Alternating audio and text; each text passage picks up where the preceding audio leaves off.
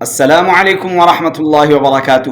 M بابو تنولی آپ کے سامنے ایک مرتبہ پھر حاضر ہے، اور آج آپ کو بتاؤں گا اگر آپ نے غسل سنت کے مطابق نہیں کیا تو آیا آپ طہارت حاصل کر پائیں گے، آپ پاک ہو جائیں گے یا نہیں ہو سکتے۔